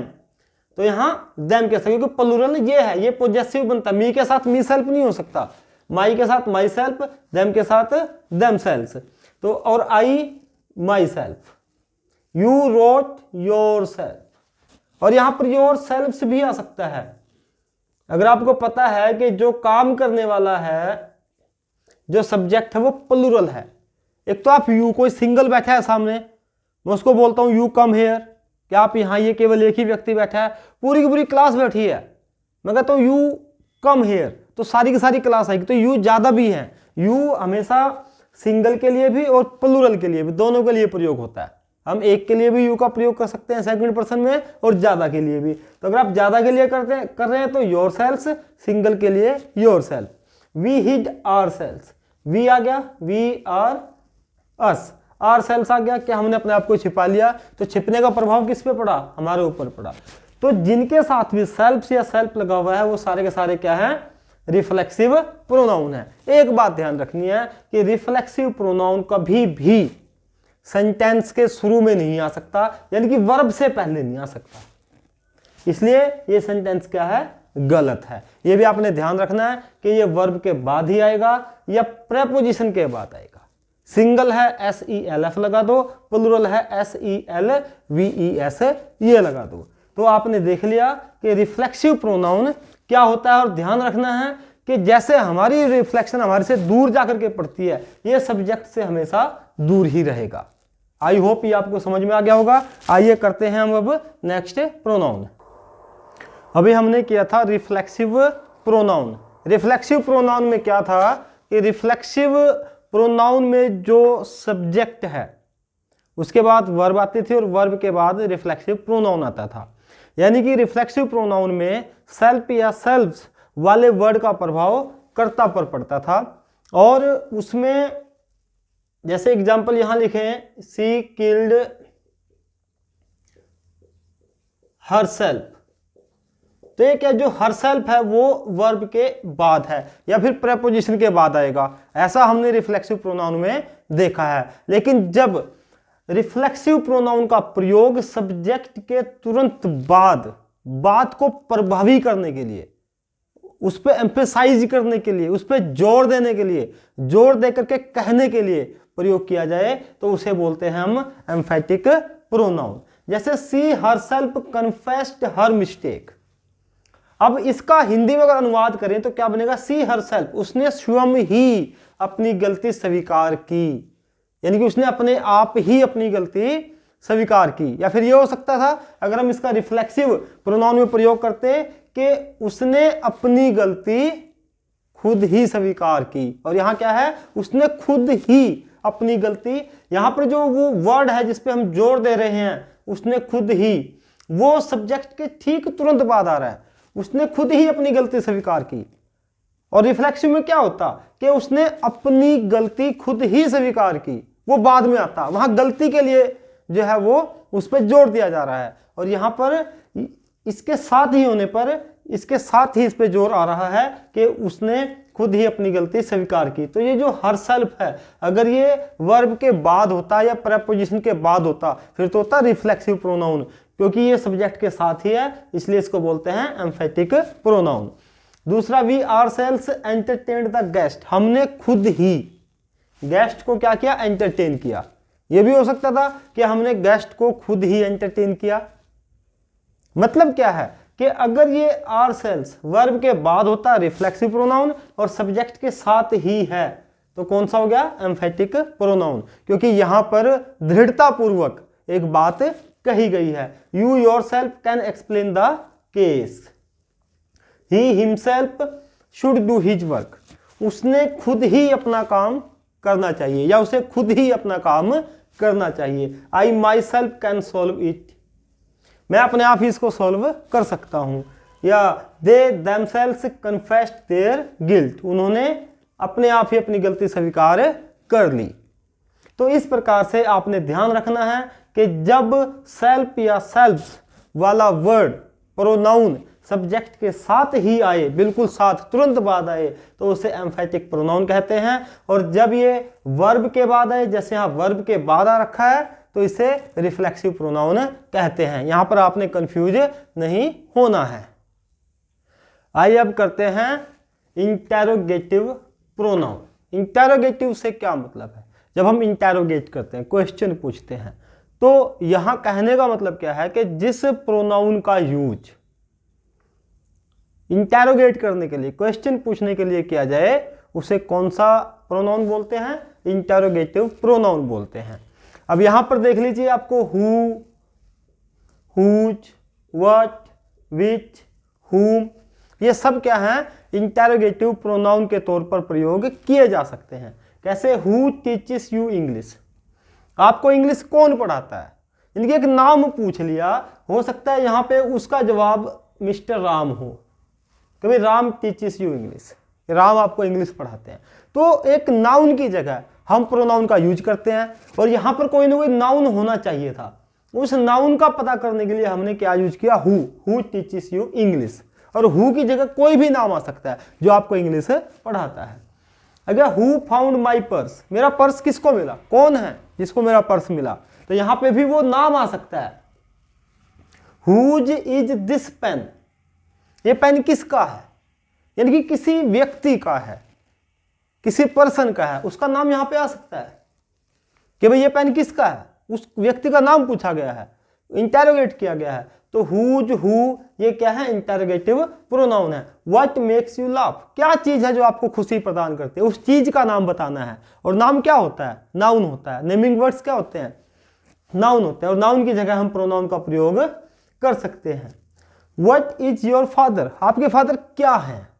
ये नहीं पूछा कि हु इज योर फादर, आपके फादर कौन है, वहां पे फिर नाम आ जाना था कि who is your father, who is your father, तो नाम पूछ लिया कि कौन है, नाम आएगा नाउन की जगह, यहां पर हु का प्रयोग किया है, ये प्रोनाउन है, इंटरोगेटिव प्रोनाउन। यहां पूछा व्हाट इज योर फादर, आपके फादर क्या है, प्रोफेशन क्या है उनका, क्या करते हैं, इंजीनियर हैं, डॉक्टर हैं, फार्मर हैं, क्या है, शॉपकीपर हैं, तो वो प्रोफेशन पूछा है। तो व्हाट का प्रयोग यहाँ पे किया है इंटरोगेटिव प्रोनाउन के तौर पर, यह पूछने के लिए कि आपके फादर का प्रोफेशन क्या है। विच इज योर बुक, आपकी बुक कौन सी है। यहां पर विच से ये पूछा है कि आपकी बुक कौन सी है, इनमें से बुक्स रखी है, आपकी कौन सी है, which is your book. What are you eating, आप क्या खा रहे हैं, उस चीज का नाम पूछा है। आप एप्पल खा रहे हैं, चपाती खा रहे हैं, ग्रेप्स खा रहे हैं, तो क्या खा रहे हैं, उस चीज का नाम पूछा। और किसी भी चीज का नाम, किसी पर्सन का, किसी वस्तु का, किसी प्लेस का नाम क्या कहलाता है, नाउन। और नाउन की जगह हम जिन शब्दों का प्रयोग करते हैं उनको क्या बोलते हैं, प्रोनाउन। हु आर यू, आप कौन हैं, आप बता सकते हैं अपना नाम कि भाई मैं ये हूं, उसके लिए प्रयोग है whom do you want, आपको क्या चाहिए, वो चीज पूछी है, ठीक है। whom do you want, तो किस चीज के यहां पे इसका प्रयोग whom कह करके क्या गया, whom do you want, क्या चाहिए आपको, ऐसा। तो इन सब का प्रयोग अगर इंटेरोगेटिव क्वेश्चन पूछने के लिए किया जाए तो ये इंटेरोगेटिव प्रोनाउन कहलाते हैं, बशर्ते एक कंडीशन है कि ये कब इंटेरोगेटिव प्रोनाउन नहीं कहलाएंगे, जब इनके तुरंत बाद किसी नाउन का प्रयोग होगा। ये मैं आपको हर बार कह रहा हूं कि अगर नाउन से पहले ऐसा कोई वर्ड आए जिसको आप प्रोनाउन समझते हैं तो वो प्रोनाउन नहीं होता, वो एडजेक्टिव बन जाता है। जैसे विच बुक इज योर्स, या तो यहां पर क्या गया था कि विच इज योर बुक, यहां विच के बाद नाउन नहीं था, बुक यहां था कि आपकी कौन सी बुक है, यहां पूछ लिया कौन सी बुक आपकी है, विच बुक, तो विच के बाद क्या गया, ये नाउन आ गया। और नाउन आने से ये जो विच है ये एडजेक्टिव का काम कर रहा है। अब इंटेरोगेटिव है, क्वेश्चन पूछ रहा है, तो कौन सा एडजेक्टिव है, इंटेरोगेटिव एडजेक्टिव का काम कर रहा है। हुज पेन इज दिस, ये पेन किसका है, यहां पेन क्या है, नाउन है, और नाउन से पहले हुज आया है। वैसे तो हुज का प्रयोग यहां पे कैसे है, whose is this pen, interrogative pronoun के तौर पर है, लेकिन हुज के बाद यहां पे क्या गया, नाउन आ गया है, और नाउन आने से ये हुज क्या बन गया है, ये एडजेक्टिव बन गया है। और एडजेक्टिव कौन सा, इंटेरोगेटिव एडजेक्टिव, यानी कि जो भी आप प्रोनाउन कर रहे हो और अगर उस प्रोनाउन में आपको लगता है कि ये वर्ड तो प्रोनाउन होना चाहिए, उसके बाद अगर नाउन है तो समझ लो वही प्रोनाउन क्या बन जाता है, फिर एडजेक्टिव बन जाता है, इंटेरोगेटिव एडजेक्टिव। ओके, आइए अब नेक्स्ट करते हैं हम कि नेक्स्ट कौन सा प्रोनाउन है।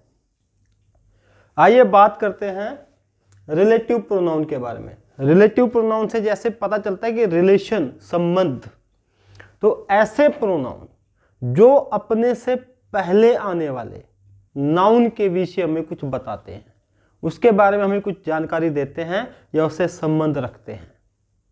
और ऐसे प्रोनाउन से पहले आने वाले जो नाउन होते हैं उनको एंटीसीडेंट बोलते हैं, यानी कि जो उससे पहले की घटना के बारे में बताते हैं कि जो प्रोनाउन है उससे पहले जो भी नाउन आएगा उसके बारे में वह प्रोनाउन डिस्क्राइब करेगा। अब आप देखिए, this is the boy who topped the class, this is the boy, यह वह लड़का है जिसने क्लास को टॉप किया है। अगर हम इसको ऐसे लिखें दो सेंटेंसेज में, this is the boy full stop, the boy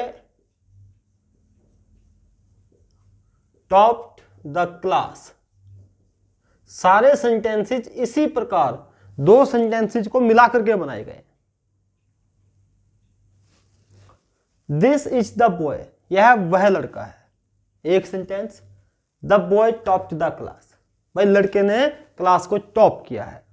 तो अब इन दोनों को जोड़ करके कि this is the boy who, इस द बॉय की जगह हमने क्या यूज कर लिया, हु टॉप्ड द क्लास, जिसने क्लास को टॉप किया है। तो ये हु जो है ये यहां पर रिलेटिव प्रोनाउन है, क्योंकि ये अपने से पहले आने वाले नाउन के बारे में हमें बताता है कि भाई यह वह लड़का है जिसने क्लास को टॉप किया है। एक पहचान तो इसकी ये है रिलेटिव प्रोनाउन की। दूसरी पहचान क्या है, अगर आप हु का शाब्दिक अर्थ देखें, हु का मतलब क्या होता है, कौन, यहां क्या आ रहा है, जो, इसका अर्थ ही बदल गया। यह यहां पे ऐसा अर्थ नहीं दे रहा है कि यह वही लड़का है कौन क्लास को टॉप किया, इसका अर्थ कौन नहीं है, इसका अर्थ है जो।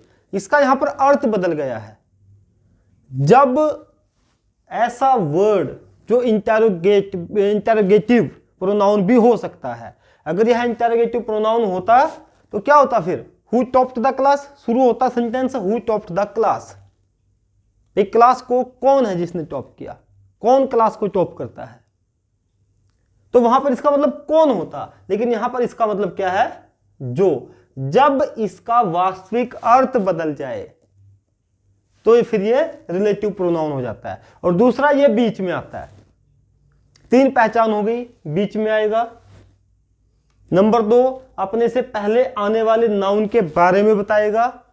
नंबर 3 अपने वास्तविक अर्थ को खो देगा। अर्थ बन गया जो, यह वही लड़का है जिसने या जो क्लास को टॉप करता है या जिसने क्लास को टॉप किया है, या इसका मतलब हो गया जिसने, यानी कि वो सेंस के अकॉर्डिंग जो भी मीनिंग दे रहा है वास्तविक मीनिंग इसका चेंज हो जाता है। ऊपर देखिए, ही described what he had seen.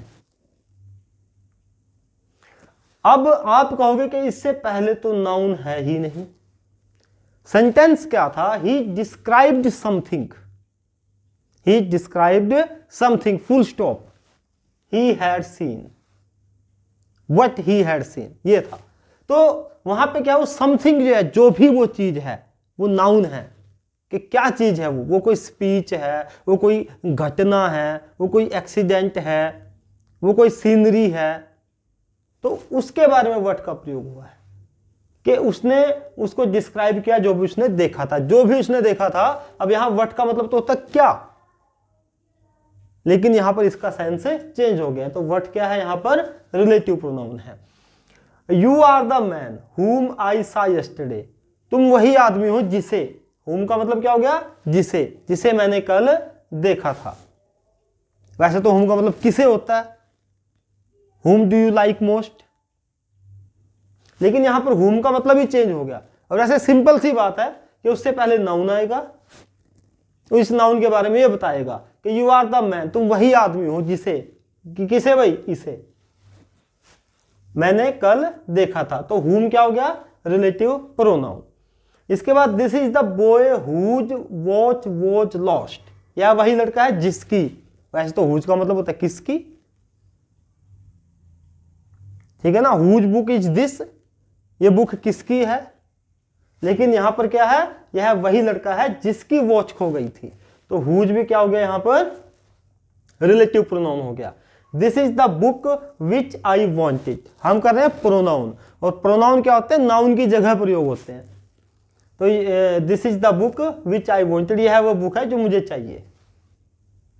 Okay, आई सा a big house which watch made of marble, मैंने एक बड़ा घर देखा जो किससे बना हुआ था, मार्बल से। तो हाउस के बारे में कौन सा वर्ड है जो डिस्क्राइब कर रहा है, which. I have lost the watch that, या विच यू गेव मी, अब आ गया है दैट। दैट को आप विच के लिए, हुम के लिए और हु के लिए प्रयोग कर सकते हैं। किसके लिए, एक तो विच के लिए, एक हुम के लिए और एक हु के लिए। आप यूज कर सकते हैं दैट का प्रयोग कर सकते हैं। आई have lost the watch which you gave me, भाई मैंने वो घड़ी खो दिया जो तुमने मुझे दी थी, या दैट जो तुमने मुझे दी थी। तो आप विच और दैट किसी का भी दोनों में से प्रयोग कर सकते हैं। यहां पर विच हुम और हु की जगह आप दैट का यूज कर सकते हैं। नेक्स्ट देखिए, man is the only animal that uses language, कि मैन केवल एक ऐसा एनिमल है, एक ऐसा प्राणी है जो लैंग्वेज यूज करता है। तो कहीं ये नहीं है कि हम विच, हुम और हु की जगह दैट का यूज कर सकते हैं, इसी प्रकार से दैट की जगह भी इनका यूज कर सकते हैं। नहीं, दैट की जगह इनका यूज नहीं कर सकते, इनकी जगह दैट का यूज कर सकते हैं। दैट का यूज अगर जहां पे होना है तो वहां पे दैट का ही यूज होना है, वहां पे आप विच, हुम, हु का यूज नहीं कर सकते। लेकिन जहां पर आप विच का, हुम का और हु का यूज करते हैं वहां पर आप दैट का यूज कर सकते हैं। यहां पर हु का यूज है, यहां पर आप दैट का यूज भी कर सकते हैं। This is the boy that topped the class. आगे हुम है, हुम की जगह दैट का आप यूज कर सकते हैं। यहां पर you are the man whom या that I saw yesterday. This is the book that I wanted, that I wanted. Which, whom और हु की जगह दैट का प्रयोग किया जा सकता है, लेकिन जहां पर दैट का ही प्रयोग होना है वहां पर विच, हुम और हु का प्रयोग नहीं किया जा सकता। कहने का मतलब है कि दैट को तो अधिकार है इनकी जगह आने का, इनको कोई अधिकार नहीं है दैट की जगह आने का। जैसे यहां पे दैट का ही प्रयोग होएगा, man is the only animal that, जिसमें ओनली आ जाए, ओनली वाले में हम दैट का यूज करते हैं। Man is the only animal that uses language, या हु नहीं आ सकता। There is nothing that frighten you, ऐसा कुछ भी नहीं है जो आपको डराए। तो जिसमें नथिंग आ जाए, नथिंग, नथिंग वाले में दैट का यूज आएगा। ऑल के बाद दैट का यूज आएगा। आपको एक सेंटेंस पता है, all that glitters is not gold, all that glitters is not gold. भाई हर चमकने वाली चीज सोना नहीं होती, तो ऑल के बाद आप दैट का यूज करोगे। ओके, ये नहीं कर सकते all which glitters is not gold. All के बाद, ओनली के बाद, नथिंग के बाद, इनके बाद आप किसका यूज करोगे?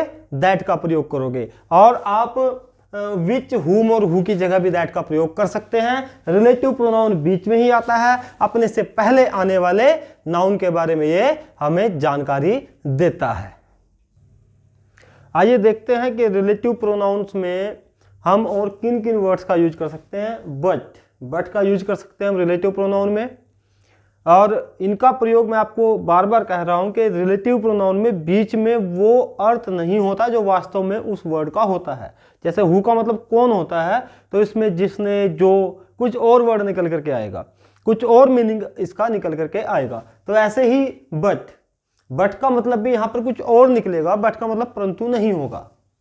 तो जैसे there is no Indian but knows the Ramayana, इसका मतलब है कि कोई भी ऐसा भारतीय नहीं है जो रामायण, इसका मतलब but knows the Ramayan, Ramayan जानता हो। आप इसका ये मतलब ले रहे होंगे कि जो रामायण जानता हो, ऐसा कोई भारतीय नहीं है। तो आपको लगता है ऐसा कि ऐसा कोई भारतीय होगा जिसको रामायण के बारे में ना पता होगा? तो इसका अर्थ ही नहीं ऐसा है कि क्यों नहीं जानता होगा। तो जब बट का जो अर्थ आपको ऐसा मिलता है कि क्यों नहीं, मैं आपको कहता हूं ऐसा कोई भारतीय नहीं है जो रामायण ना जानता हो। क्यों नहीं भाई, ऐसा क्यों नहीं जानता होगा? जरूर जानता होगा। तो इसका अर्थ है there is no Indian but knows the Ramayana, ऐसा कोई भारतीय नहीं है जो रामायण ना जानता हो, जो रामायण ना जानता हो। तो बट का मतलब यहां पर आ रहा है कि जो ना जानता हो। क्यों नहीं जानता होगा? क्यों नहीं का जब आपको ऐसा लगता है कि भाई आपके दिमाग में से एक वर्ड निकल के आता है क्यों नहीं, ऐसा क्यों कह रहे हो, तो वहां पर आप बट का प्रयोग कर सकते हैं। आगे there is no one that wept, इसका मतलब है कि वहां पे कोई ऐसा था ही नहीं जो रोया हो। ऐसा क्यों भाई, क्यों ना रोया हो? ऐसी घटना हो रखी होगी जिससे रोना जरूरी आता होगा, आदमी रो पड़ता होगा, तो क्यों नहीं रोया होगा? तो इसका मतलब है कि वहां पर ऐसा कोई भी नहीं था जो ना रोया हो। दैट वेप्ट, तो यहां पर हमने किसका यूज कर लिया? सॉरी, यहां पे दैट नहीं, यहां पे बट का यूज होगा।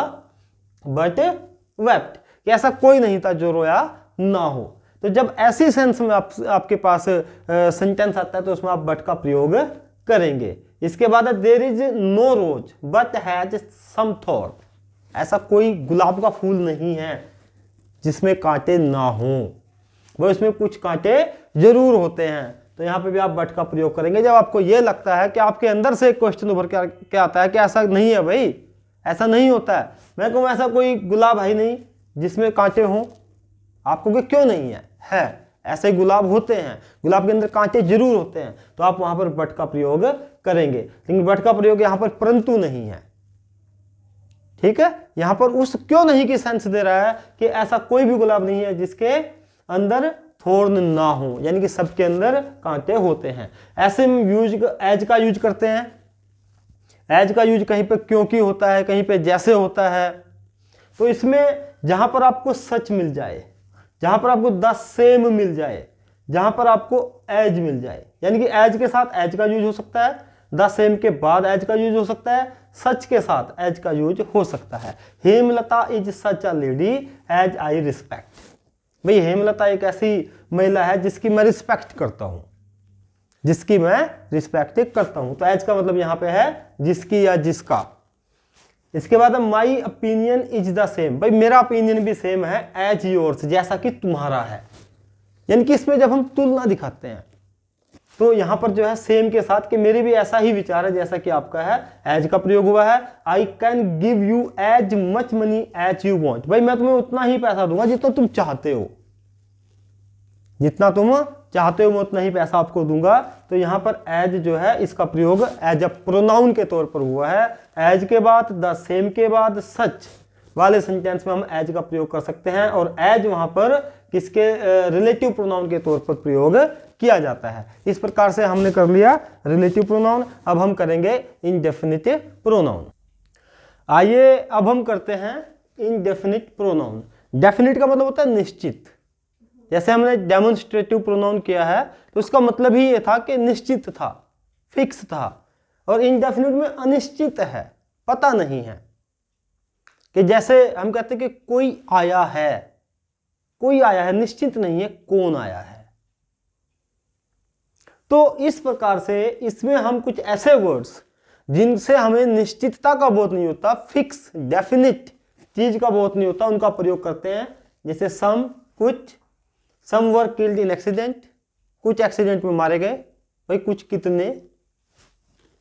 Can anyone of you do it, I do not know anyone there. यानी कि मैं वहां किसी को नहीं जानता, मतलब किसी को भी नहीं जानता, निश्चित नहीं है, फिक्स नहीं है, अनिश्चित है। किसी निश्चित वस्तु, व्यक्ति, स्थान का बोध नहीं कराते ये प्रोनाउन, ये अनिश्चितता बनाए रखते हैं। तो सबसे पहले हम करते हैं सम वर किल्ड इन एक्सीडेंट, कि कुछ एक्सीडेंट में मारे गए। ध्यान रखना, अगर प्रोनाउन के बाद नाउन आ जाता है तो वो प्रोनाउन नहीं रहता, वो तो एडजेक्टिव बन जाता है। वहां पे some were killed in accident, कुछ एक्सीडेंट में मारे गए। यहाँ क्या, some milk was split, some milk was split. तो यहां मिल्क क्या है, नाउन है। ये हम लगभग हर प्रोनाउन में करते आ रहे हैं कि अगर उसके बाद नाउन हो तो ये प्रोनाउन नहीं रहता, ये क्या बन जाता है, एडजेक्टिव बन जाता है। और यहां पर कौन सा एडजेक्टिव बन गया है, इंडेफिनिट एडजेक्टिव बन गया ये वाला सम। इस सम के बाद तो नाउन है ही नहीं, तो ये सम क्या है, इंडेफिनिट प्रोनाउन। के सम वर किल्ड इन एक्सीडेंट, कुछ एक्सीडेंट में मारे गए थे, पता नहीं कितने मारे गए थे। एनी का प्रयोग हम एक तो इंटरोगेटिव के लिए और एक नेगेटिव सेंटेंसेस के लिए करते हैं। एनी का प्रयोग हम एक तो इंटरोगेटिव के लिए और एक नेगेटिव के लिए करते हैं। तो यहां पर भी एनी जो है वो इंडेफिनिट प्रोनाउन है। Can any one of you do it, क्या आप में से कोई इसे कर सकता है, मतलब कि कोई कर सकता है, कि क्वेश्चन पूछा है तो क्वेश्चन के लिए हम एनी का प्रयोग करते हैं। I do not know anyone there, मैं वहां किसी को नहीं जानता, ऐसा कोई नहीं है जिसको मैं जानता हूं। तो यहां पर क्या है, नेगेटिव सेंस में है, तो यहां पर एनी का प्रयोग हुआ है। तो ये भी क्या है, इंडेफिनिट प्रोनाउन। यानी कि एनी का प्रयोग इंडेफिनिट प्रोनाउन एक तो नेगेटिव के लिए और एक क्वेश्चन मार्क के लिए, हम इंटरोगेटिव के लिए पूछ सकते हैं, क्वेश्चन पूछने के लिए इसका प्रयोग कर सकते हैं। आगे है everyone of these girls has her bag. भाई इन लड़कियों में से हर किसी के पास अपना बैग है। आगे everyone has got his share. अब आपको यहां एक बात क्लियर करना चाहता हूं कि यहां पे तो प्रयोग हुआ है हर का और यहां पर प्रयोग हुआ है हिज का, एवरीवन के साथ ही। एवरीवन के साथ यहां पर हर का और एवरीवन के साथ यहां पर हिज का। इसमें जो प्रोनाउन है वो एवरीवन है। एवरीवन कौन सा प्रोनाउन है, इंडेफिनिट प्रोनाउन है। अगर हम इनकी बात करेंगे, इनके बाद तो नाउन आ गया, हिज शेयर, हर बैग, तो ये तो हर और हिज ये तो एडजेक्टिव हो जाते हैं। तो यहां पर आपने ध्यान रखना है, जब एवरीवन के बाद ऐसा कोई नाउन हो जिससे हमें पता चले कि मेल है कि फीमेल है, फिर तो हम मेल और फीमेल के अकॉर्डिंग लगाएंगे हिज या हर। तो यहां पर गर्ल्स था तो हर लगा दिया, हर बैग। लेकिन नेक्स्ट में हमें पता ही नहीं चल रहा है कि everyone has got dash share, कि हर किसी को अपना शेयर मिला। अब वो हर किसी में लड़कियां हैं कि लड़के हैं ये हमें नहीं पता है। जब हमें ये ना पता हो कि लड़के हैं या लड़कियां हैं, मस्कुलिन है कि फेमिनाइन है, मेल है कि फीमेल है, तब हम हमेशा मेल वर्ड का ही यूज करेंगे। तो इसलिए यहां पर यूज किया है everyone has got his share. His share मतलब अपना, चाहे इसमें लड़कियां हैं चाहे इसमें लड़के हैं। तो यहां पर एवरीवन का प्रयोग इंडेफिनिट प्रोनाउन के लिए प्रयोग हुआ है। सम का प्रयोग, एनी का प्रयोग, एनीवन का प्रयोग, और सॉरी एवरीवन का प्रयोग, या फिर समबॉडी का प्रयोग। Somebody has left his bag in the bus, कोई अपना बैग छोड़ गया। कोई कौन छोड़ गया है, कोई निश्चित ही नहीं है, फिक्स ही नहीं है, पता ही नहीं है कौन छोड़ गया होगा। तो समबॉडी यहां पर इंडेफिनिट प्रोनाउन है। None of books were found, भाई किताबों में से कोई भी नहीं मिली। नन का प्रयोग नेगेटिव के लिए होता है, और आपकी जानकारी के लिए बता दूं कि इसका प्रयोग हम प्लूरल और सिंगुलर दोनों स्थितियों में कर सकते हैं। जैसे यहां पर देखिए none of books were found, कोई भी किताबें नहीं मिली है। नन यहां पर इंडेफिनिट प्रोनाउन है, और यहां पर हमने प्लूरल, क्योंकि बुक्स है इसके लिए इसका प्रयोग हमने यहां पर प्लूरल वर्ब का यूज किया है। आगे है देयर आर 5 गर्ल्स, 5 लड़कियां हैं, बट नन इज प्रेजेंट, लेकिन कोई भी प्रेजेंट नहीं है। सिंगुलर प्रयोग हो गया। आप यहां पर आर का प्रयोग भी कर सकते हैं। नन आर प्रेजेंट, उनमें से कोई भी प्रेजेंट नहीं है। यहां पर सभी लड़कियों की बात हो गई जब आर का प्रयोग करेंगे। जब इज का प्रयोग करेंगे तो एक ही के उनमें से एक भी प्रेजेंट नहीं है। यहां पर नन का मतलब है कि उनमें से कोई भी प्रेजेंट नहीं है जब आर का प्रयोग करके। आर का प्रयोग ज्यादा के लिए, इज का प्रयोग सिंगल के लिए। तो आप जब तो आपको यह पता हो कि दे ही प्लूरल रखे हैं, तब आप उसका ही प्रयोग करेंगे, none of books were found. लेकिन जब सिंगुलर दे रखा हो, आपको लगता है कि हम सिंगुलर का भी यूज कर सकते हैं कि 5 लड़के हैं लेकिन कोई भी प्रेजेंट नहीं है, नन इज प्रेजेंट या नन आर प्रेजेंट, दोनों का आप प्रयोग कर सकते हैं। और यहां पर प्रोनाउन आपका हो गया नन, कौन सा, इंडेफिनिट प्रोनाउन हो गया। इसके बाद है one should take care of one's health. आप वन का प्रयोग इंडेफिनिट प्रोनाउन के तौर पर कर सकते हैं, और इसका मतलब है one should take care of one's health. भाई हर किसी को अपनी हेल्थ की क्या करनी चाहिए, केयर करनी चाहिए। लेकिन इसका मतलब ये नहीं है कि हिज हेल्थ, कोई आदमी है उसको कह रहे हैं, या कोई लड़की है उसको बोल रहे हैं। इसका मतलब है हर कोई, कोई भी अनिश्चित है, फिक्स नहीं है, कोई भी हो सकता है, क्योंकि हमारा प्रोनाउन ही इंडेफिनिट प्रोनाउन है कि one should take care of one's health. भाई हर किसी को अपनी हेल्थ की केयर करनी चाहिए। इसका मतलब है सबकी हेल्थ, सबकी अपनी अपनी हेल्थ, उसकी केयर करनी चाहिए। तो वन आपका हो गया इंडेफिनिट प्रोनाउन। यहां पे भी one indefinite pronoun. One must serve one's country, हर किसी को अपने कंट्री की सेवा करनी चाहिए, उसकी सर्व करना चाहिए उसको। तो वन कोई भी हो सकता है, एनीवन, कोई फिक्स नहीं है, निश्चित नहीं है। उसके बाद many are present. Many are present का मतलब भाई बहुत सारे प्रेजेंट थे। अगर मैं यहां पर कर दूं मैनी बॉयज, मैं यहां बॉयज कर देता हूं, मैनी बॉयज, तो क्या फिर भी मैनी इंडेफिनिट प्रोनाउन रहेगा? नहीं, फिर ये क्या बन जाएगा, इंडेफिनिट एडजेक्टिव। क्योंकि हमने आपको बताया कि जब भी किसी प्रोनाउन वर्ड, ऐसा वर्ड आपको लगेगा प्रोनाउन है, उसके बाद नाउन आ जाता है, तो वो फिर प्रोनाउन नहीं रहता, एडजेक्टिव बन जाता है। तो अगर हम बॉयज नहीं रखेंगे तो many are absent, indefinite pronoun, इसके बाद नाउन लगा देंगे तो ये इंडेफिनिट एडजेक्टिव हो जाएगा। ये मैनी भी आपका हो गया। इसके बाद everybody likes to have his own way. Everybody का प्रयोग भी अगर यहां पर दिया हुआ है तो इसका प्रयोग आप इंडेफिनिट प्रोनाउन के तौर पर कर सकते हैं कि हर कोई चाहता है अपने तरीके से अपना लाइफ जीना। और मैंने आपको ये बताया है कि जब आपको ये ना पता हो कि मेल या फीमेल में से किसकी बात हो रही है, तो आप मेल वर्ड को ही यूज वहां पे करेंगे। इसके बाद वन, जैसे वन के बाद स्टूडेंट आ गया तो यहाँ तो वन एडजेक्टिव हो गया। ये हमने कंपैरिजन करके आपको बताया। जैसे सम के बाद मिल्क आ गया तो मिल्क नाउन है, उससे पहले सम, ये भी एडजेक्टिव हो गया।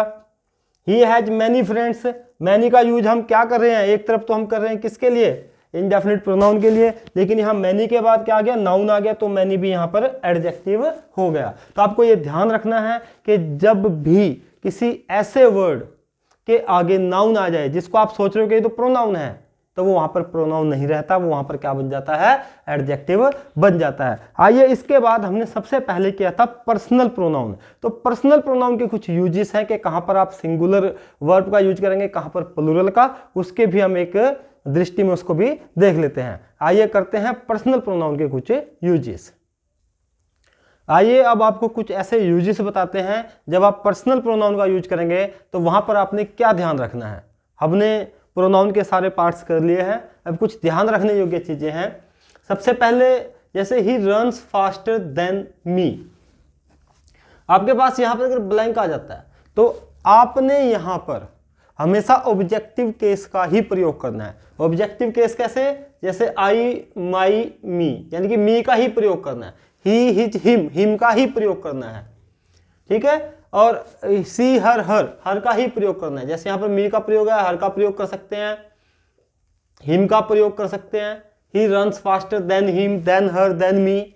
लेकिन अगर देन के बाद ऐसे ब्लैंक हो और उसके बाद कोई वर्ब आ जाए, जैसे यहां पर क्या है, वर्ब आ गई आई कैन, कैन के बाद आप रन लिख लो, चलो आई कैन रन, लेकिन आई कैन से काम चल रहा है, तो यहां पर वर्ब आ गई है, तो आप यहां पर ऑब्जेक्टिव केस का प्रयोग नहीं करेंगे, आप यहां पर सब्जेक्टिव केस का प्रयोग करेंगे कि he runs faster than I can, ठीक है, कि वह तेज दौड़ता है, भाई मेरी अपेक्षा ज्यादा तेज दौड़ता है। जब आपको यहां पर वर्ब मिलती है आगे, तो उससे पहले आप सब्जेक्टिव केस आपको मैंने वीडियो के शुरू में ही बता दिया था कि सब्जेक्टिव, ऑब्जेक्टिव और पॉजेसिव केस क्या होते हैं। इसके बाद जब हम एक पॉजिटिव बात करें तो उसमें आपने सबसे पहले सेकंड पर्सन का, उसके बाद थर्ड पर्सन, फिर फर्स्ट पर्सन का यूज करना है। यानी कि जब तीनों पर्सन एक साथ आ जाए, आपने उसकी कैटेगरी ऐसे ही रखनी है कि पहले आप सेकंड पर्सन का यूज करेंगे, फिर थर्ड पर्सन का और फिर फर्स्ट पर्सन का। जब बात पॉजिटिव हो, सही बात हो, जिस बात को सुनकर के दूसरे को गुस्सा ना आए, दूसरे को अच्छा लगे, ऐसी बात हो। You, he and I study together, क्योंकि यहां पे एंड आ गया, वहां पे तो फर्स्ट फॉर्म तो आएगी बिना SEIS के, यानी कि प्लूरल फॉर्म का यूज होगा। प्लूरल फॉर्म हम उसे कहते हैं जिसमें SEIS का प्रयोग नहीं होता, सिंगल फॉर्म। लेकिन जब बात आ जाती है किसी दुर्घटना की, किसी मिसबिहेव की, किसी ऐसी बात की जो गलत हो, तब वहां पर आप सबसे पहले अपना नाम लिखेंगे, आई, अपना प्रयोग करेंगे। उसके बाद उस थर्ड पर्सन का, पहले फर्स्ट पर्सन का, फिर थर्ड पर्सन का और उसके बाद सेकंड पर्सन का। अगर सपोज करो इसमें से आई नहीं है तो आप ही, फिर सेकंड पर्सन, इसमें से ही और आई भी नहीं है फिर तो आप सेकंड पर्सन का यूज करेंगे। जो पर्सन नहीं है उसको वहां से हटा दो, लेकिन सीक्वेंस यही रहेगी। इसमें अगर थर्ड पर्सन नहीं है तो आप पहले सेकंड का फिर अपना यूज ऐसे करेंगे। इसमें सेकंड पर्सन नहीं है तो आप ही एंड आई बोलेंगे, इसमें ये नहीं है तो आप ही एंड यू बोलेंगे, ये नहीं है तो आई एंड यू बोलेंगे, अगर ये नहीं है तो आई एंड ही बोलेंगे। जब इसमें क्या है, I, he and you have committed a blunder, भाई कोई ब्लंडर मिस्टेक करती है, कोई गड़बड़ करती है, तो उसमें आप पहले अपने ऊपर आरोप लगाएंगे कि पहले मैं, फिर वो और फिर तुम। क्योंकि अगर आप डायरेक्ट इसका नाम ले देंगे ये तो गुस्सा हो जाएगा कि सबसे पहले मेरा नाम ले दिया। अच्छी बात में आप इसका नाम लो जो आपके साथ बात कर रहा है, सेकंड जो पर्सन है, ठीक है। तो जब ऐसी बात आ जाए जो नेगेटिविटी शो करती है, तो वहां पहले फर्स्ट पर्सन, फिर थर्ड पर्सन, फिर सेकंड पर्सन। जब पॉजिटिविटी हो तो सेकंड पर्सन, थर्ड पर्सन, फिर फर्स्ट पर्सन। उसके बाद next sentence, the committee agreed on this point and submitted its report. जब कोई कमेटी बनाई जाती है वो अपनी रिपोर्ट देती है, तो कमेटी तो इसलिए बनाई जाती है ना कि जो ये प्रोग्राम है, जो ये घटना हुई है, इसके ऊपर अपने विचार रखें, अपनी रिपोर्ट प्रस्तुत करें। तो कमेटी में जितने मेंबर होते हैं, अगर तो वो किसी एक विचार पर सहमत हो जाए, उनकी एक ही बात बन जाए, सब कहते हैं कि ये ठीक है, फिर तो यहां पर इट्स आएगा, इट्स रिपोर्ट। क्योंकि इट्स क्या है, वो बीच का है, पॉजेसिव प्रोनाउन हम इसे बोलते हैं। इसके बाद नाउन आ गया तो एडजेक्टिव हो गया, तो यहां पर इट्स आएगा क्योंकि सबका एक ही विचार है। The committee agreed on this point, committee इस पॉइंट पे एग्री हो गई है एंड सबमिटेड इट्स रिपोर्ट। क्योंकि कमिटी यहां पर सिंगल है, कमिटी यहां पर क्या है, सिंगल है, एक होने का बोध देती है ये कमेटी का अगर एक ही विचार हो गया तो समझ लो कमेटी सिंगुलर है। अगर कमेटी के विचार अलग अलग हैं, किसी व्यक्ति का कोई विचार है, किसी व्यक्ति का कोई विचार है, तो इसका मतलब उनके विचार डिफरेंट हैं, फिर कमेटी प्लूरल मानी जाएगी। तो यहाँ कमेटी सिंगुलर है, इसलिए यहाँ पर सिंगुलर प्रोनाउन का प्रयोग हुआ है। लेकिन यहाँ पे तो ये एज एन एडजेक्टिव काम हो रहा है, क्योंकि इसके बाद रिपोर्ट नाउन है। दूसरा देख लीजिए, the committee were divided. Committee divide हो गई, यहीं पे मैंने कमेटी के साथ वर का प्रयोग कर दिया, यहां पर कमेटी के साथ वर का प्लूरल का प्रयोग कर दिया।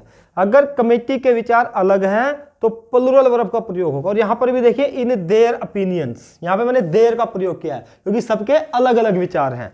तो इसी प्रकार से आपने देखना कि एक ग्रुप है, जो एक कमेटी है, एक ज्यूरी है जो जजेस मेंबर्स की होती है, अगर उनके विचार अलग अलग हैं तो यहाँ पर आप प्लूरल का यूज करेंगे, यहाँ वर्ब भी प्लूरल होगी।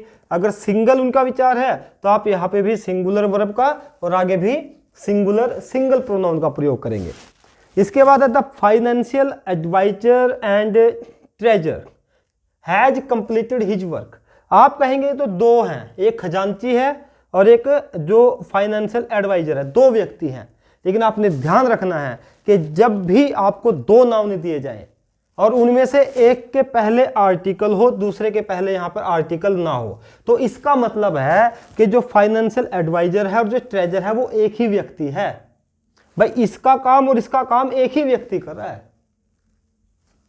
तो फिर यहां पर इसका मतलब है कि ये सिंगल है, ये सिंगल है। और सिंगल है तो किसका प्रयोग होगा? हिज का ही प्रयोग होगा, क्योंकि हमें तो पता नहीं कि ये मेल है कि फीमेल है। और हमने आपको पहले ही बात क्लियर कर दी है, जब तक आपको ये ना पता चले कि नाउन मेल है कि ये फीमेल है तो आप मेल वर्ड का ही प्रयोग करेंगे।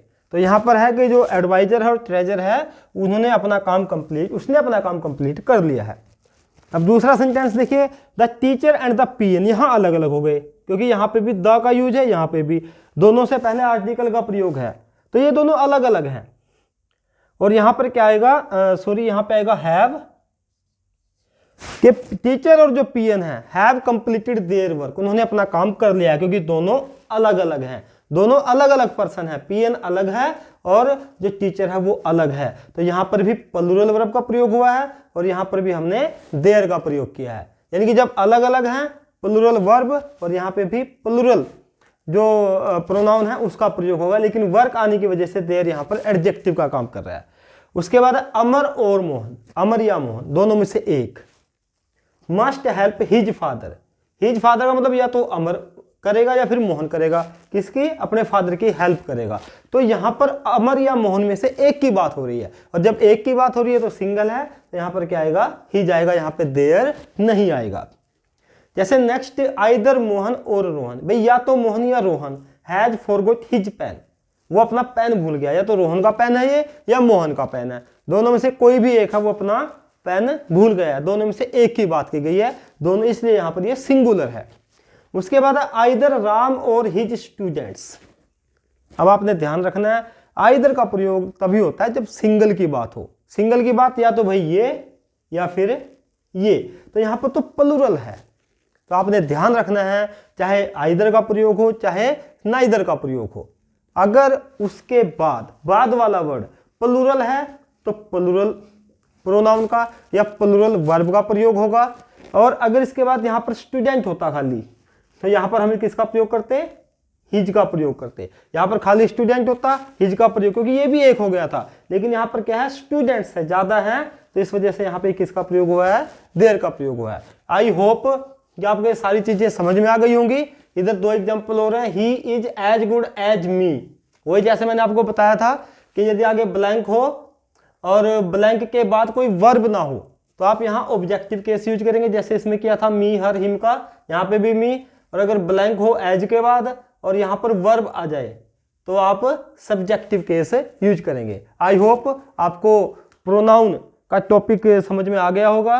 वीडियो को लाइक करें, शेयर करें, और चैनल को सब्सक्राइब नहीं किया है तो सब्सक्राइब कर दें और रेड बेल आइकन को जरूर प्रेस करें ताकि आने वाले वीडियोज के नोटिफिकेशंस आपको मिलते रहें। Thank you, have a nice time.